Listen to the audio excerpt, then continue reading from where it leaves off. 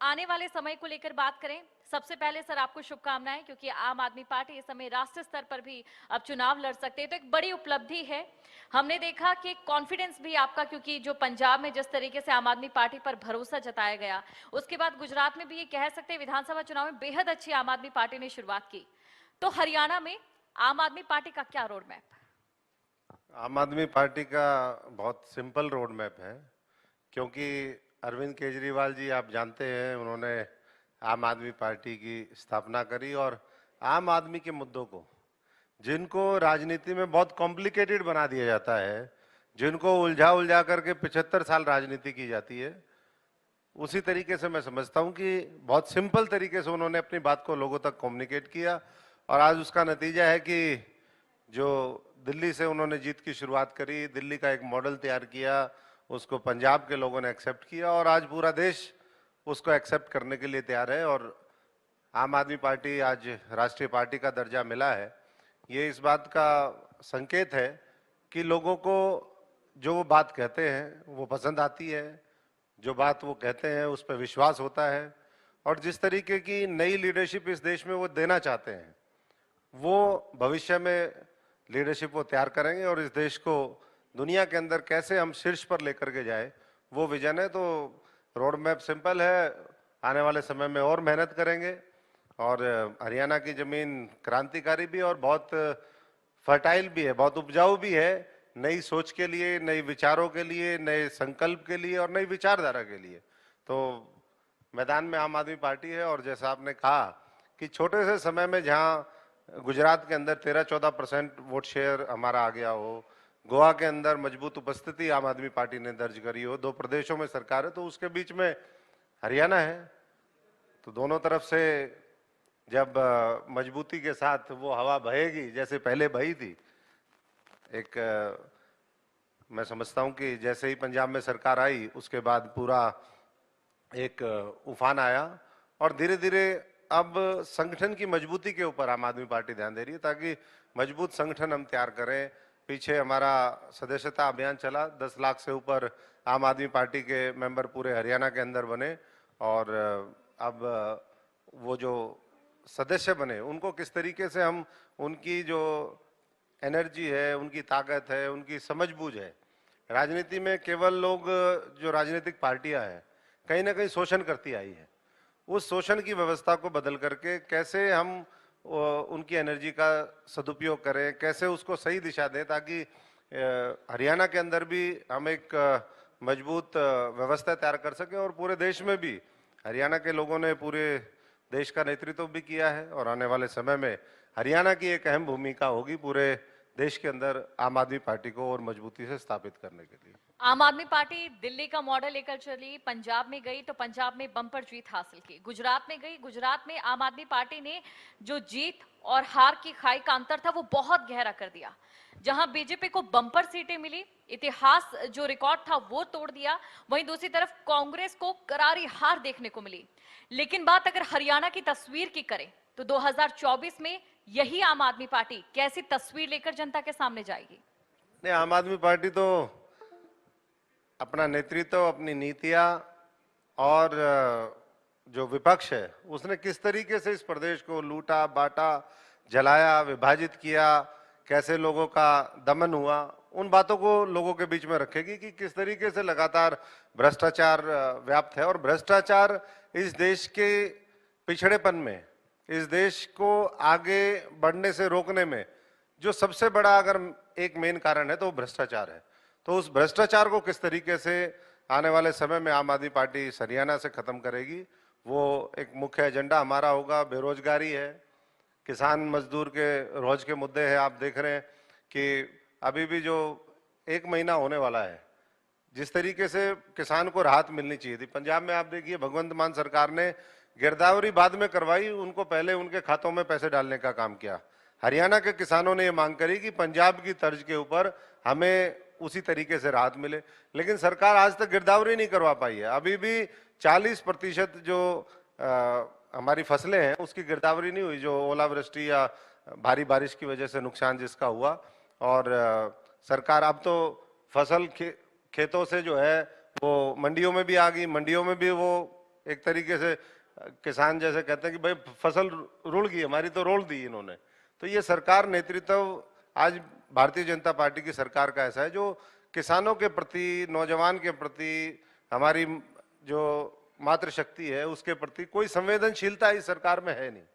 और इसीलिए मैं समझता हूं कि एक तरफा जो है वो जो अंडर करंट है, ये पार्टी की मैं अंदरूनी बात कह रहा हूं और सार्वजनिक तौर पे भी मुझे कहने में ये बात वो नहीं है कि जितना करंट अंडर करंट दिल्ली और पंजाब में आम आदमी पार्टी के लिए था, उससे ज्यादा अंडर करंट आज हरियाणा के अंदर है। और हरियाणा के अंदर जब ये अंडर करंट सुनामी बनेगा तो 90 की 90 सीटें वो साफ कर देगा और मुझे नहीं लगता कि कोई और मैदान में टिकेगा। और आम आदमी पार्टी का मॉडल भी यही है कि जहां आएंगे बिल्कुल साफ कर देंगे। तो सफाई की तैयारी है, झाड़ू उठा लिया है देश ने भी। हरियाणा के नौजवान 10 लाख अगर लोग झाड़ू उठा दें तो क्या असंभव उनके लिए है, हर चीज संभव है। और वो सफाई अभियान मैं समझता हूं कि कामयाब होगा और नया नेतृत्व इस हरियाणा के अंदर निकल करके आएगा। यानी कि आपकी नजरों में हरियाणा की जनता आम आदमी पार्टी को इतना प्यार देगी कि बम्पर जीत होगी आम आदमी पार्टी की। लेकिन सर, एसवाईएल पर आम आदमी पार्टी का हरियाणा में क्या स्टैंड रहेगा? नहीं, एसवाईएल का पार्टी बहुत पहले से ये स्टैंड स्पष्ट करती आई है कि जब माननीय सुप्रीम कोर्ट का फैसला हरियाणा के हक में आ गया है तो माननीय प्रधानमंत्री जी पहल करें, क्योंकि होम मिनिस्ट्री और उनको मिलकर के तय करना ये सेंटर स्टेट रिलेशंस का एक हिस्सा है। और वो अगर पहल करेंगे तो इसका समाधान निकल सकता है। अरविंद जी ने जब वो हिसार आए मेक इन इंडिया प्रोग्राम की शुरुआत करी, उन्होंने कहा ये बात कि प्रधानमंत्री जी बुलाएं, अगर प्रधानमंत्री जी को समझ में नहीं आता तो हम बताएंगे कि किस तरीके से इसका परमानेंट सॉल्यूशन निकल सकता है या निकाला जा सकता है। केवल इसको मुद्दा बना करके बार बार लोगों को, भारतीय जनता पार्टी वहां पर अकाली दल की सहयोगी थी, उसके बाद कांग्रेस आई, दोनों जगह उनकी सरकारें रही, कांग्रेस की भी दोनों जगह सरकारें रही। तो अगर मुद्दा समाधान इन लोगों को करना होता तो अभी तो कर लेते हैं। हाँ, आम आदमी पार्टी की जिस दिन देश में और हरियाणा प्रदेश के अंदर सरकार बनेगी हम इसका करके दिखाएंगे। बनाइए। मैं तो आह्वान करता हूं पूरे देशवासियों से, हरियाणा के लोगों से कि भाई अरविंद केजरीवाल जी को एक मौका दीजिए, जैसे दिल्ली के लोगों ने दिया, जैसे पंजाब के लोगों ने दिया। आप एक मौका देश के लोग और हरियाणा के लोग देके दिखाएं, फिर उसके बाद समाधान। एसवाईएल का नहीं, हम तो पता नहीं कहां से पानी लेके आ जाएंगे। एसवाईएल का अकेले का पानी क्यों चाहिए, और भी पानी चाहिए। पानी की जहां कमी है और जहां पानी बहुलता में है, अधिक है, उस पानी का पूरे देश का हक बनता है। सर, अरविंद केजरीवाल जी ये कह रहे थे कि अगर केंद्र सरकार से इसका सॉल्यूशन नहीं होता है तो सॉल्यूशन हम देंगे, तो क्या ये है आपका सॉल्यूशन? नहीं, हमारा तो सॉल्यूशन, वैसे तो हमारे नेता अरविंद जी ने कहा है कि वो बुलाए और हम बारीकी से देंगे, लेकिन हम तो ये कह रहे हैं कि सॉल्यूशन तो निकलेंगे अगर इच्छा शक्ति है तो। अगर इच्छा शक्ति नहीं है, आप उसको मुद्दा बना करके टालना चाहते हो। 6 साल से ज्यादा का समय हो गया, मुख्यमंत्री जी हरियाणा खट्टर साहब आज तक 6.5 साल में वो मुलाकात नहीं करवा पाए प्रधानमंत्री की, ऑल पार्टी डेलीगेशन की। तो आप समझ सकते हैं कि कितनी गंभीरता इस मुद्दे को लेकर के वर्तमान सरकार की है, या उनके प्रति केंद्रीय नेतृत्व की कितनी गंभीरता है। तो ये साफ पता चलता है और ऐसे में मैं समझता हूं कि हरियाणा की जनता मजबूत विकल्प की ओर अग्रसर है और वो उनको भविष्य में मिलेगा। सर, लेकिन सुप्रीम कोर्ट तो ये कहता है कि दोनों राज्यों को आपसी समाधान से इसका हल निकालना है। नहीं, निकालना तो आपसी उससे है, लेकिन आपसी से नहीं निकलता तो प्रधानमंत्री किसके लिए बैठा है? इतना बड़ा मैंडेट उन्होंने ले लिया, 2-2 बार लोगों को इन्हीं मुद्दों के ऊपर राजनीति करके वो सत्ता में आए हैं। आज जो पुराने मुद्दे हैं उनका समाधान निकालने की तो जिम्मेदारी, 2 स्टेट से अगर आपस में बैठ करके नहीं समाधान होता तो या तो नया नेतृत्व लेकर के आओ और नहीं तो केंद्र का नेतृत्व उसमें फैसला करे। अच्छा सर, अभी आप भ्रष्टाचार को लेकर बात कर रहे थे इससे थोड़ी देर पहले, लेकिन बीजेपी तो बार बार ये कहती है आम आदमी पार्टी के नेता भ्रष्टाचारी हैं और इसीलिए लगातार जांच करवाई जा रही है।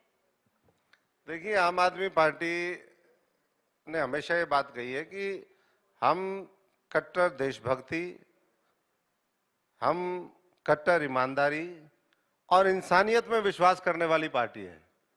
और इस तरीके के जो आरोप प्रत्यारोप लगा करके विपक्षी लोगों को प्रताड़ित करने की, ईडी, सीबीआई, इनकम टैक्स, इनको गलत तरीके से इस्तेमाल करने की जो राजनीति है वो बहुत ज्यादा दिन तक चलने वाली नहीं है। लगातार प्रहार वो कर रहे हैं, हमारी पार्टी के लोगों के ऊपर भी कर रहे हैं। कल अरविंद जी को भी बुलाया, पूरा दिल्ली सड़कों के ऊपर था, हम लोग भी, हरियाणा के लोग भी पूरी मजबूती से उनके साथ खड़े। मैं समझता हूं जब वो देश के साथ खड़े हैं तो पूरा हरियाणा भी और पूरा देश भी उनके साथ खड़ा है। तो इसलिए कोई विचलित होने की बात नहीं है। ये ना तो आज तक कोई सबूत निकले, सबूत ना मनीष सिसोदिया के खिलाफ कुछ निकले, ना किसी और के खिलाफ निकले, और अरविंद जी का तो कोई मतलब ही नहीं है इन चीजों से, कि दूर दूर तक ना तो उनका कोई साइन था, ना कोई किसी तरीके से। उन्होंने तो यहाँ तो मुख्यमंत्री सब कुछ अपने पास ले लेते हैं, जो मलाई वाला पोर्टफोलियो होता है हरियाणा में देख लो आप, जहां माल होता है, जहां सीएलयू होता है, वो मुख्यमंत्री के पास होता है या नहीं भाइयों? इसी तरीके से उन्होंने तो अपने पास कोई भी डिपार्टमेंट का कुछ भी अपने पास नहीं रखा।